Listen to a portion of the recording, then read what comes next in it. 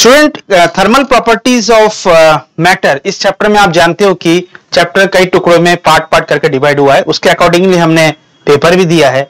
आप सभी जानते हो कि सबसे पहले इस चैप्टर में स्केल ऑफ थर्मोमीटर यानी टेम्परेचर स्केल्स के बारे में एक्सप्लेन होता है, उसके बाद थर्मल एक्सपेंशन, उसके बाद calorimetry that deals with measurement of heat, and finally mode of thermal conduction like conduction, radiation and convection. All right, तो likewise इस पेपर में जैसे कि thermal properties of matter chapter के पेपर में आपको हर वैरायटी के क्वेश्चन मिलेंगे।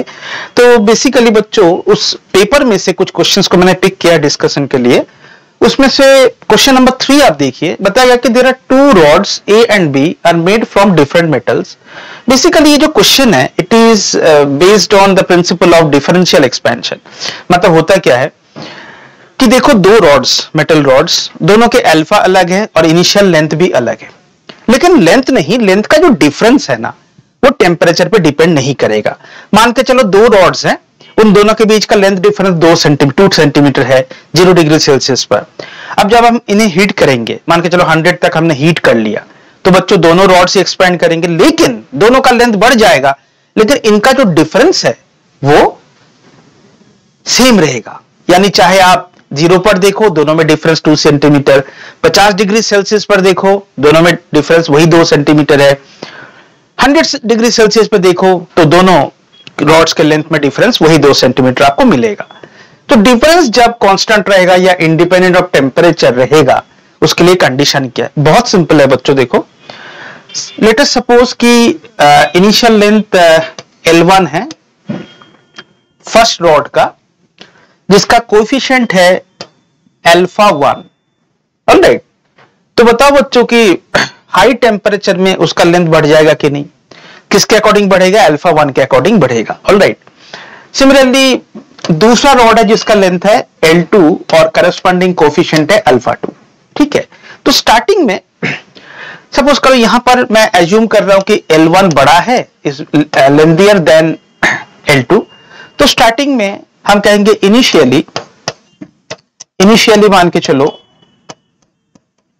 दोनों का लेंथ डिफरेंस जो है वो bigger minus smaller L1 minus L2 है। Alright, now what happens at modified temperature, suppose करो ये 0 डिग्री सेल्सियस का केस था और अब हम T डिग्री सेल्सियस तक उसे हीट अप करते हैं, तो इन दैट केस बच्चों क्या होगा? देखो फाइनली कह सकते हो, फाइनल सिचुएशन में जब हमने टेम्परेचर T डिग्री सेल्सियस बढ़ा दिया, 0 से T डिग्री सेल्सियस तक आ गए, अब जो डिफरेंस है वो रहेगा L1, बेसिकली मॉडिफाइड लेंथ इसका ऐसे बनेगा, ठीक है, माइनस L2 का जो मॉडिफाइड लेंथ है it should expand according to its own alpha, ये आ जाएगा।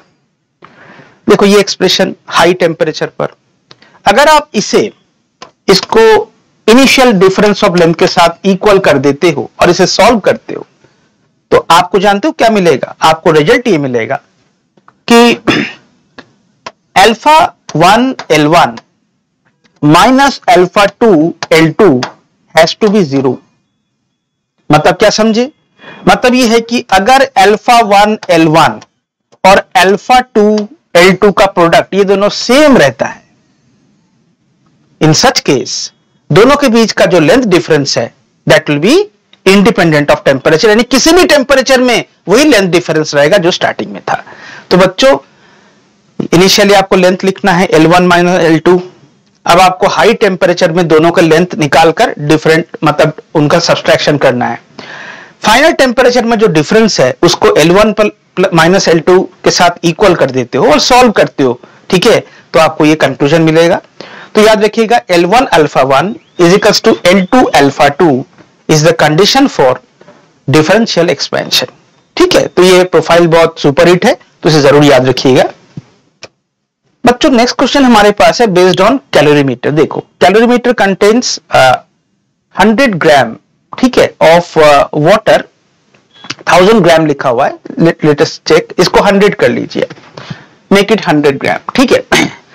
100 gram of water at 20 degree Celsius and 50 gram of another liquid at temperature 60 degree Celsius is added to it. Specific heat of the liquid is 0.4 unit that is in the same unit we express specific heat of water. इसी unit में यानी calorie पर ग्राम पर degree Celsius, इसी unit में हम क्या लिखते हैं 1 कैलोरी पर ग्राम पर degree Celsius, that is specific heat of water. तो इक्विलिब्रियम टेम्परेचर हमें पूछा गया है. तो बच्चों कहानी क्या है, देखो कहानी ये है कि किसी कैलोरीमीटर में, ये देखो किसी कैलोरीमीटर में बच्चों मान के चलो एक वेजल है, कैलोरीमीटर एक वेजल है मान के चलो, और उसमें क्या था, उसमें स्टार्टिंग में हमने क्या किया है, वाटर रखा है. ये देखो ये वाटर है, ठीक है, ये मान के चलो वाटर है. कितना ग्राम वाटर है, बताया गया कि 100 ग्राम ऑफ वाटर. जैसे मैंने स्टार्टिंग में आपको कहा टेक इट 100 ग्राम. ये है बच्चों 100 ग्राम ऑफ वाटर. कितने डिग्री सेल्सियस पर, कम टेम्परेचर 20 डिग्री सेल्सियस पर ये है. ऑलराइट, अब इसके साथ हमने क्या मिक्स किया है बच्चों, हमने क्या किया, मान के चलो कि एक दूसरे लिक्विड का हमने 50 ग्राम इसके अंदर डाला है. ये देखिए दूसरे लिक्विड को मैं शो करता हूं, सपोज करो किसी दूसरे कलर से शो करता हूं बच्चों, सपोज करो उसको मैंने रेड इंक से शो किया. ये देखो दूसरा लिक्विड है, ठीक है, ये दूसरा लिक्विड है. इस लिक्विड को हमने इसके अंदर डाल दिया, तो इसमें क्या होगा, ये दोनों मिक्सअप हो जाएंगे और इन दोनों में हीट एक्सचेंज होना चाहिए. लेकिन इस लिक्विड का टेम्परेचर बच्चों बताया गया है, क्या बताइए, पढ़िए क्वेश्चन को. टेम्परेचर इसका 60 डिग्री सेल्सियस है और इसमें हमने कितना एड ऑन किया है, 50 ग्राम. राइट, अब हमें पूछा गया कि इक्विलिब्रियम टेम्परेचर बताइए. तो ऑब्वियस सी बात है बच्चों, देखो इन दोनों में जो लिक्विड हम ऐड कर रहे हैं that is hot part of the combination, और जो वाटर है that is the cold part. तो क्या होगा, हॉट पार्ट का टेम्परेचर 60 है और कोल्ड पार्ट का टेम्परेचर है 20. तो इक्विलिब्रियम टेम्परेचर जो है ये बीच में कुछ होगा, यानी 20 से तो जरूर बड़ा होगा बच्चों और 60 डिग्री सेल्सियस से छोटा हो. चलो दोनों मिक्सअप हो गए. Let us assume TE with the equilibrium temperature. Alright, तो बताओ इस प्रोसेस में जो कोल्ड पार्ट है उसने कितना हीट गेन किया है. तो हम कहेंगे what is heat gain, heat gain by the cold part. क्या लिखोगे बच्चों, mass into specific heat of water into delta T, मतलब वो TE तक राइज हो गया है जबकि इनिशियल टेम्परेचर 20 है ना बच्चों. ये देखो हीट गेन आ गया. अब बताइए कि who will loss, heat loss कितना है, heat is lost by the hot part of the combination. तो हॉट पार्ट इसमें लिक्विड है बच्चों, तो देखो यहां पे 50 ग्राम ऑफ लिक्विड हमने एड अप किया है और स्पेसिफिक हीट इसका बताया गया 0.4 है ना. इंटू डेल्टा टी में क्या लिखोगे, सोचो जरा, डेल्टा टी में लिखोगे देखो 60 जो है वो TE से बड़ा है, तो कूल डाउन, तो इसमें हम लिखेंगे 60 minus TE. From the principle of calorimetry हम यहां पे ये मानते हैं कि इन दोनों में जो हीट एक्सचेंज होगी, मतलब बच्चों जो hot part that is going to loss some heat and that will be gained by the cold part to reach an equilibrium temperature. तो एक काम करो, आप इन दोनों को इक्वल कर दो, इन्हें इक्वल कर देते हैं. तो क्या लिखेंगे बच्चों बताइए, हम लिखेंगे C 100 into 1 into T minus 20 should be equals to, देखो ये 50 इंटू 0.4 है, आप लिखो 50 इंटू 0.4 हो गया 20 बच्चों. यहाँ पे देखो 60 माइनस TE, सही है ना. फिर आगे कैसे सॉल्व करेंगे, हम लिखेंगे यहाँ पे 5, 100 और 20 में से यहाँ पे 5 लिख लिया, 5 TE minus 100 is equals to 60 minus TE. तो ओवरऑल क्या मिला देखिए, 6 times T equilibrium is equals to 160. तो T इक्विलिब्रियम कितना है बताइए बच्चों, 160 डिवाइड बाई 6, ठीक है. तो 160 divide by 6 the temperature is nearly equal to, जैसे 150 बाई 6 कितना होगा बताइए, 25 होगा. तो 160 बाई 6 तो 25 से स्लाइटली ज्यादा, मतलब कितना, I think third option should be the correct one. Alright, next देखते हैं हमारे लिए कौन सा क्वेश्चन है बच्चों. यहां पर भी एक कैलोरीमेट्री का क्वेश्चन है. Contains m gram of ice eight 0 degree Celsius, 180 gram of water initially at temperature 60 degrees Celsius is added to it. Then what is equilibrium temperature भी declared है 40 degree Celsius. Then what is m? तो बच्चे इस process में हम क्या करेंगे, देखो यहां पर बेसिकली जो आइस है ना, m ग्राम ऑफ आइस, ठीक है, 0 डिग्री सेल्सियस पर है और इसे लिफ्ट होना है कहां से कहां तक बताओ, इसके प्रेजेंट स्टेटस से 40 डिग्री सेल्सियस तक इसे हीट अप होना है।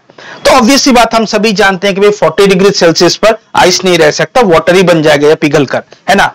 तो बच्चों इस कोल्ड पार्ट ने इंस्टॉलमेंट्स में क्या क्या हीट लिया है, तो हम कहेंगे देखो m ग्राम ऑफ आइस पहले मेल्ट हुआ होगा, और आइस का मेल्टिंग यानी fusion, latent heat of fusion आपको याद होगा 80 कैलोरी पर ग्राम होता है बच्चों। तो 1 ग्राम आइस को मेल्ट करने के लिए 0 डिग्री सेल्सियस पर आपको 80 कैलोरी हीट चाहिए। तो m इंटू 80 पिघलने के लिए, to melt it had taken this much of heat, m into 80 plus उसके बाद बच्चों ये बन गया वाटर। वाटर बनने के बाद देखो आइस मेल्ट होने के बाद क्या बनेगा बताओ, वाटर ही बनेगा, और टेम्परेचर 0 डिग्री सेल्सियस पर। अब जो कन्वर्टेड वाटर है उससे हीट अप होना है फाइनल इक्विलिब्रियम टेम्परेचर जो कि डिक्लेयर्ड है 40 डिग्री सेल्सियस। तो हम कहेंगे m ग्राम ऑफ आइस पिघलकर m ग्राम ऑफ वाटर बन गया, m into specific heat into delta T में लिखोगे 40। क्यों 40 लिख रहे हैं बच्चों, वाटर जो पिघलने के बाद बना था 0 पर उसी को हम लिफ्ट कर रहे हैं 40 तक। तो देखो आइस ने 2 इंस्टॉलमेंट में हीट एब्जॉर्ब किया, पहले तो खुद मेल्ट होने में m इंटू 80, उसके बाद वाटर बनने के बाद 40 डिग्री सेल्सियस तक राइज हुआ तो m इंटू 1 इंटू 40। तो कुल मिलाकर देखिए heat gain by the cold part, इनको एड ऑन करोगे बच्चों तो 120 m आ रहा है। अब आप जरा सोचिए कि यहां पे हॉट पार्ट कौन है। हॉट पार्ट है जो 180 ग्राम ऑफ वाटर जो इनिशियली 60 पे था। तो what is heat lost by the hot part, ये जरा सोचो। हीट लॉस ये तो हो गया बच्चों हीट गेन, Hg अगर मैं लिखता हूं। अब सोचिए जरा heat lost by the hot part is water here, हम कहेंगे m यानी 180 into specific heat into temperature change. देखो स्टार्टिंग में 60 पे था, बाद में 40 हो गया, मतलब टेम्परेचर चेंज को आपका हो गया 20। ठीक है, अब आप क्या करोगे बच्चों, इन्हें इक्वेट कर दो। कैसे इक्वेट करोगे, देखो 120 into m that should be equals to this into this, मतलब 1800 into 180 into 20। ठीक है बच्चों, तो क्या हो गया बताइए, हम क्या करेंगे इसको पहले 6 से कट कर देंगे। तो m कितना आएगा बताइए, m is coming out to be 180 upon 6, that is what, that is 30 ग्राम। देखिए 30 ग्राम का ऑप्शन है कि नहीं, m is equals to 30, ठीक है ना, m ग्राम। तो यहाँ पे आइस जो था वो 30 ग्राम का था। ठीक है, नेक्स्ट क्वेश्चन कंसेप्चुअल हमारे पास कौन सा है बच्चों, ये जो क्वेश्चन है ये बड़ा कॉमनली आस्क्ड होता है। It is based on finding junction temperature. मेरे ख्याल से आप सभी जानते हो कि under steady state of thermal conduction किसी भी जंक्शन पर या किसी भी क्रॉस सेक्शन में जो रीचिंग करंट है that should be equal to leaving current, है ना। तो बच्चों यहां पर देखिए बताया गया कि दोनों का लेंथ थर्मल कंडक्टर के इक्वल है। कितना कितना है बताओ, L एंड L दोनों का सेम है, लेकिन थर्मल कंडक्टिविटी में फर्क है कि इसका 2K है और इसका 3K है।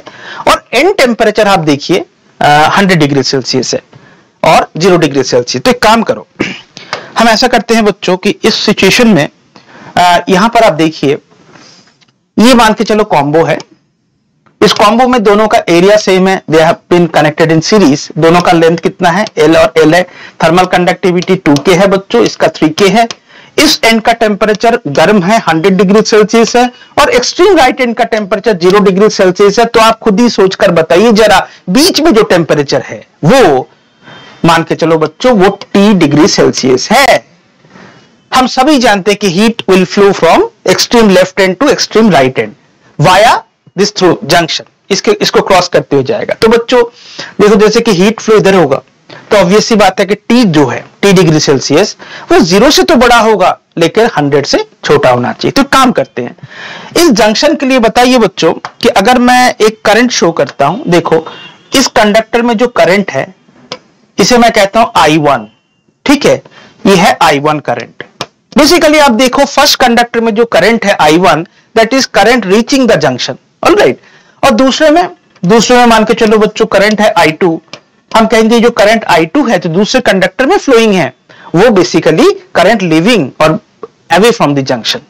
तो एक काम करते हैं दोनों को लिखकर दोनों को इक्वल कर देते हैं, जंक्शन टेम्परेचर आ जाएगा। देखो बच्चों मैं लिख रहा हूं, मैं कह रहा हूं पहले I1 लिखूं। I1 कितना है लिखता हूं मैं, देखो सही लिख रहा हूं कि नहीं। हीट करंट का फॉर्मूला आप सभी जानते हो, क्या होता है, K into A into temperature difference upon length, यही होता है ना बच्चों।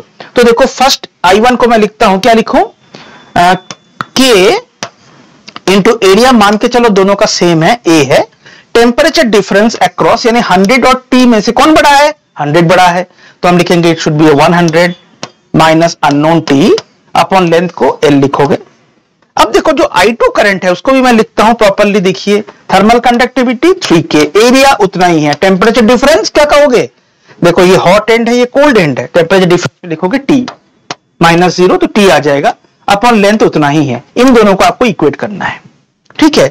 तो क्या करना है बच्चों, देखो KA और L को हम यहां से कैंसिल आउट कर देते हैं, तो बाकी क्या बचा आप सोचिए जरा, बाकी बचा 2 ब्रैकेट के अंदर 100 minus T, that is equals to 3 times T. So what we are getting, 200 minus twice T is equal to what, 3T. फिर फाइनली 5T मिल गया, 5T is equals to what, 200. तो T कितना होना चाहिए, मेरे हिसाब से यहाँ पे 40 डिग्री सेल्सियस होना चाहिए जंक्शन टेम्परेचर। तो देखो ऑप्शन है कि नहीं, बिल्कुल है, फोर्थ ऑप्शन करेक्ट है, ठीक है। नेक्स्ट हम देखते हैं, नेक्स्ट कंसेप्चुअल क्वेश्चन हमारे पास इस टॉपिक का कौन सा है बच्चों। नेक्स्ट कंसेप्चुअल क्वेश्चन हमारे पास है, मेरे ख्याल से मुझे लग रहा है कि रेडिएशन बेस्ड है, क्योंकि body having surface area given है 100 सेंटीमीटर स्क्वायर, भूलना मत, ये ऐसा ही नहीं है बच्चों, 100 सेंटीमीटर स्क्वायर में गिवन है। फाउंड टू एमिट कितना radiation, 600 joule of radiant energy in a time interval of 5 minute. इसमें मेरे ख्याल से ये 600 जूल ही सिर्फ एसआई यूनिट में है, और बाकी आप देख सकते हो कि 100 सेंटीमीटर स्क्वायर, इवन टाइम भी एसआई यूनिट में नहीं है। हमें पूछा गया कि एमईसी पावर कितना है, तो चलो एमईसी पावर क्या है बताइए बच्चों। हम सभी जानते हैं कि एमईसी power of a body is defined as basically energy emitted, energy पर क्या बताइए, यूनिट टाइम पर यूनिट एरिया। मतलब देखा जाए जो एमिसिव पावर है ना, जैसे कि हम इंटेंसिटी पढ़ते हैं, दोनों सिमिलर चीजें हैं। क्या है बताओ, एनर्जी जैसे कि इंटेंसिटी ऑफ रेडिएशन हम क्या पढ़ते हैं बताइए, कि किसी भी प्लेट पर energy incident per unit time पर unit area, that is called intensity. Similar to that when body emits radiation, तो यहां पे टर्म हम यूज करते हैं क्या, that is emissive power. So emissive power all of us know defined as energy emitted per unit time पर unit area, alright. तो यहाँ पे हमें एमएससी पावर पूछा गया कि तीनों का वैल्यू भी आराम से बता के रखा है। क्या बता के रखा है बताइए बच्चों, 600 एसआई यूनिट जो है ये है energy emitted, per unit time, time क्या गिवन है 5 लिखोगे, नहीं 5 इंटू 60 लिखोगे, यानी 300 सेकेंड। और एरिया क्या है बच्चों, एसआई में लिखना है, देखो 100 सेंटीमीटर स्क्वायर, 100 सेंटीमीटर स्क्वायर का मतलब होता है 100 into 10 to the power -2, sorry 100 into 10 to the power -4, because 1 centimetre square is equals to 10 to the power -4 metre square. तो बच्चों यहां पर देखी जाए तो ये जो एरिया है प्रॉपर्ली एक्सप्रेस करोगे तो -2 आ रहा है, हाँ या ना बताओ, क्योंकि 100 इंटू 10 टू द पावर -4 कितना आएगा बताइए आप खुद ही, 10 टू द पावर -2। अब इसको इवेल्युएट करते हैं, देखो ऊपर रह गया 2 और नीचे ये जंप करके क्या हुआ 100 बन गया, ठीक है। तो ओवरऑल क्या आ गया बच्चों, यूनिट क्या होना चाहिए, एनर्जी का यूनिट जूल, टाइम का सेकेंड और एरिया का मीटर स्क्वायर। इसलिए इसी को हम बच्चों watt per metre square should be the SI unit for intensity as well as emissive power. तो मेरे हिसाब से आंसर यहां पे बच्चों 200 आ रहा है, बिल्कुल हमारे पास ऑप्शन है, option number 4 which is correct, alright. Now let's proceed. Next question हमारे पास कौन सा है, बताइए कि black body emits maximum fraction of radiant energy in the form of radiation having wavelength lambda at temperature 300 kelvin, then the corresponding wavelength and 400 kelvin कितना होगा। तो बच्चों ये बेसिस है, it is based on Wien's law, आप भी जानते हो विन्स लॉ। विन्स लॉ के अकॉर्डिंग हम कहते हैं कि lambda is proportional to 1/T, जिसको हम आगे चल के लिखते हैं कि lambda is equals to Wien's constant into upon capital T, यही है ना बच्चों। ये लैम्डा यहाँ पे क्या है, इसको हम कहते हैं कि wavelength correspond to maximum emission, यानी एनर्जी जो एमिटेड है मैक्सिमम फ्रैक्शन ऑफ एनर्जी इसी फॉर्म में जा रहा है। तो याद रखना हम यहाँ पे यूज भी करते हैं कि भाई λ1 T1 should be equals to λ2 T2।